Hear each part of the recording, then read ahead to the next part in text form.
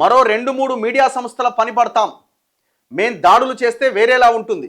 First ఈయన మీద case book చేయాలి, జగదీష్ రెడ్డి మీద. మా చేతిలోనూ ఆయుధాలు ఉన్నాయి, ఏ పోలీసులు మమ్మల్ని ఆపలేరు. మీడియా ముసుగులో స్లాటర్ హౌసులు నడుపుతున్నారు. మీరు ఎక్కడ బతుకుతున్నారో, ఎవరి తిండి తింటున్నారో గుర్తుంచుకోండి. బీఆర్ఎస్ ఎమ్మెల్యే జగదీష్ రెడ్డి తీవ్ర వ్యాఖ్యలు. ఏబిఎన్ ఆంధ్రజ్యోతిని టార్గెట్ చేయాలన్న బీఆర్ఎస్ ఎన్ఆర్ఐ కార్యకర్త గిరి రాళ్ళు పంపిస్తానని ఎక్స్లో పోస్ట్ అట. ఇది వాళ్ళు అనుకుంటున్నారు మేమేదో అగ్రెసివ్గా ముందుకెళ్తున్నాం, ఎవడన్నా మాట్లాడితే దాడులు చేస్తాం. ప్రజల్లో మరింత దిగజారిపోయి పాతాళానికి తొక్కబడుతున్నది ఆ పార్టీ. మరి వీళ్ళు అవతల పార్టీ వాళ్ళతో కోవట్లుగా మారిపోయి వ్యవహారం చేస్తున్నారా, డీల్స్ మాట్లాడుకున్నారో తెలియదు. కానీ కేటీఆర్ దారిలోనే నడుస్తున్నాడు జగదీష్ రెడ్డి కూడా. ఇప్పటికే కేటీఆర్ సగానికి ముంచిండు పార్టీని, ఇంకా పాతాళానికి నెట్టేసిన ఆయన వ్యాఖ్యల ద్వారా. ఇప్పుడు ఇట్లాంటి వాళ్ళు తయారయ్యారు. ఎవడన్నా మేము దాడులు చేస్తామంటే ప్రజలు యాక్సెప్ట్ చేస్తారా? ప్రజలు యాక్సెప్ట్ చేస్తారు. ఇప్పుడు నేనేమంటుండు, మీడియా ఛానళ్ళు కావు స్లాటర్ హౌజులు నడిపిస్తున్నారు అంటున్నారు. మీడియా హౌజులు కాదు స్లాటర్ హౌజులు అంటే బూతు భాష మాట్లాడుతున్నారు అంటున్నారు. అసలు దానికి ఆద్యుడెవడు? దుబాయ్లో యూట్యూబ్ దుబాయ్లో సోషల్ మీడియా గ్రూపులు పెట్టి నడిపిస్తున్న దొంగెవడు? మీరే కదా. దుబాయ్లో సోషల్ మీడియా టీంలను పెట్టుకొని వాళ్ళకి జీతాలు ఇచ్చి లక్షలాది రూపాయల తెలంగాణ సొమ్ముని దుబాయ్కి పంపించి అక్కడి నుంచి మీడియా సంస్థలు నడుపుతున్నది మీరే. ఎవరి మాట అన్నది? కల్వకుంట్ల కవిత, కేటీఆర్ చెల్లె అన్నది ఈ మాట. దుబాయ్లో విదేశాల్లో ఛానళ్ళు పెట్టుకుని మా మీద దుమ్మెత్తిపోస్తున్నారని సొంత చెల్లెని కూడా వదలలేదు కదా మీరంతా. సొంత చెల్లె మీద కూడా దాడి చేశారు కదా మీరంతా. ఫస్ట్ ఆమెకు సమాధానం చెప్పండి, మిగతా వాళ్ళకి సమాధానం తర్వాత చెప్తారు. కానీ ఈ బూతులు స్టార్ట్ చేసిందే మీరు, ఈ కల్చర్ని తీసుకొచ్చిందే మీరు. మీరు ఓడిపోయిన తర్వాత మేము యూట్యూబ్ ఛానళ్ళ వల్లనే ఓడిపోయినామని చెప్పి సోషల్ మీడియాకి ఒక 30 ఛానళ్ళు కొనేసి ఇంకొక 30 ఛానళ్ళు పెట్టి దుబాయ్లో ఈ సోషల్ మీడియా టీంలని అక్కడ పెట్టి ఇక్కడైతే కేసులు బుక్ అవుతాయని విపరీతంగా సోషల్ మీడియాలో బూత్ని ముందుకు తీసుకెళ్తున్నది మీరు. స్లాటర్ హౌజులు నడుపుతున్నది మీరు. ఇదంతా చర్చ ఎందుకు వచ్చింది? ఆ మహా న్యూస్ ఛానల్ పైన దాడి జరిగిన దాని మీద నిన్న జగదీష్ రెడ్డి మాట్లాడుతున్నాడు. ఇంకా మేము 2-3 మీద దాడి చేస్తామని అంటే జనాలు మీ మీద దాడి చేస్తారు.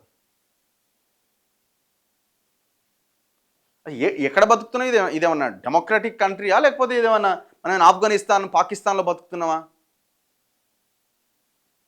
బీఆర్ఎస్ ఎమ్మెల్యే మాజీ మంత్రి జగదీష్ రెడ్డి మీడియా సంస్థలపైన తీవ్ర వ్యాఖ్యలు చేశారు. మహాన్యూస్ ఛానల్ కార్యాలయంపై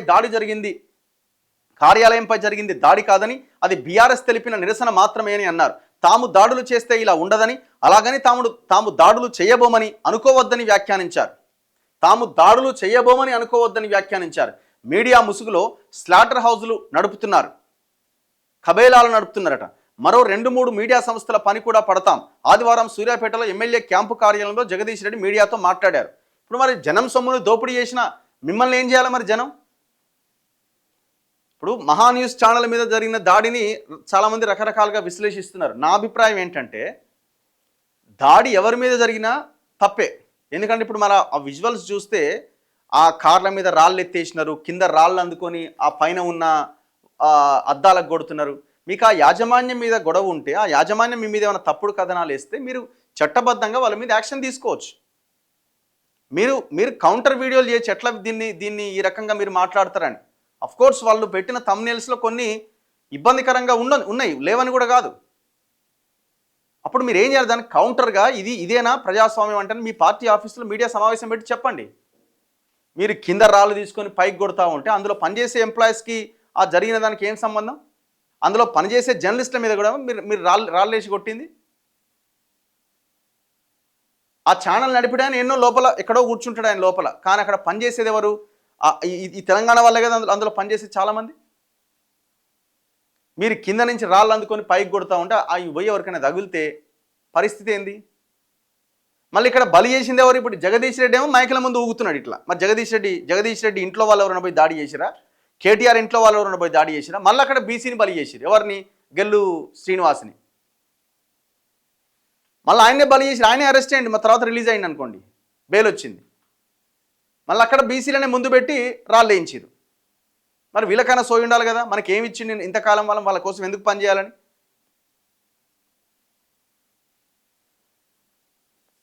అండ్ ఇంకొకటి మీడియా సంస్థలు కూడా ఇప్పుడు ఆలోచించాల్సింది, ఇప్పుడు కాంగ్రెస్ వాళ్ళు ఒకటే లైన్ పెట్టి వాళ్ళ ఆఫీస్కి, ఇప్పుడు ఈ మహా న్యూస్ కానీ ఇప్పుడు ఏ ఛానల్ అయినా, ఏ శాటిలైట్ ఛానల్ అయినా కానీ 10 సంవత్సరాలుగా కేసీఆర్ పాలనలో ఎవరి వైపు ఉన్నారండి వీళ్ళంతా?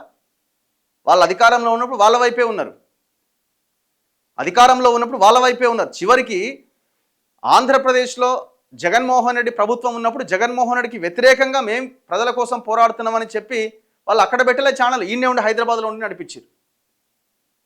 హైదరాబాద్లో ఉండి నడిపించారు వాళ్ళంతా.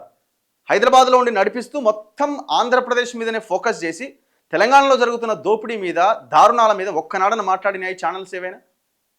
ఒక్కనాడు ఏ ఛానల్ మాట్లాడింది లేదు. ప్రజలు ఆ ధరణి ద్వారా భూములు కోల్పోయినప్పుడు, కబ్జాలు అధికార పార్టీలో ఉన్న వాళ్ళు చేస్తున్నప్పుడు ఏనాడైనా ఒక్క స్టోరీ రాసినాయా? ఇవాళ మా మీద దాడి జరిగిందో, ఇప్పుడు మీ మీద ఇంత పెద్ద దాడి జరిగినప్పుడు ప్రజల్లో ఎందుకు ఆ స్థాయిలో నిరసన వ్యక్తం కావట్లే? కారణం ఏంటి? అసలు మిమ్మల్ని ఇది మన ఛానల్ అని ప్రజలు రిసీవ్ చేసుకోవట్లేదు. కారణాలు ఏంటనేది మీరు వెతుక్కోవాలి. ఇక్కడే ఛానల్ నడుపుతారు, ఇక్కడే ఉంటారు, కానీ ఏనాడు తెలంగాణ సమస్యల మీద మీరు మాట్లాడిన సందర్భాలు కూడా లేవు. ఇప్పుడు వాళ్ళంత ఆ స్థాయిలో తిట్టడానికి కారణం ఏంటి? ఇప్పుడు ఇది వేరే తెలంగాణకు సంబంధించిన ఛానల్స్ అండ్ ఈ స్థాయిలో మాట్లాడే వాళ్ళు కాదు. వాళ్ళంతా మనకి సంబంధం లేని ఛానల్ లాగా జనాల్లో ఒకటి ఉన్నది అన్న ఆలోచనతో వాళ్ళు మాట్లాడుతున్నారు. ఇక్కడ ఈ శాటిలైట్ ఛానళ్ళు కూడా మీ మీద దాడి చేసినప్పుడే మీరు మాట్లాడుతున్నారు. అదర్వైజ్ ప్రజల కోసం, మీరు ఈ తెలంగాణ కోసం ఏనాడు మీరు మాట్లాడిన సందర్భాల్లో మీరు ఆలోచించుకొని ఆ దిశగా మీరు ప్రయత్నం చేయాలి ఇప్పటికైనా. కానీ ఏ ఛానల్ అయినా, ఏ ప్రయోజనాల కోసం, ఎవరి కోసం పెట్టిన ఛానల్ అయినా దాడి చేయడం అన్నది కరెక్ట్ కాదు. ఈ దాడి మేము ఇట్లనే చేస్తాం, ఇంకా 2-3 ఛానళ్ళు ఉన్నాయంటే ఆ పేర్లు కూడా చెప్పు. రేపు పొద్దున జనం మీద కూడా దాడి చేస్తామని చెప్తారు, ఓటేళ్ళను చంపేస్తామని కూడా మాట్లాడతారు ఈ దొంగల వీళ్ళంతా. అవసరమైతే మీరు మాకు ఓటు వేస్తారా లేకపోతే మీరు ఖతమైపోతారని కూడా మాట్లాడతారు వీళ్ళకి అధికారం ఇస్తే మళ్ళీ.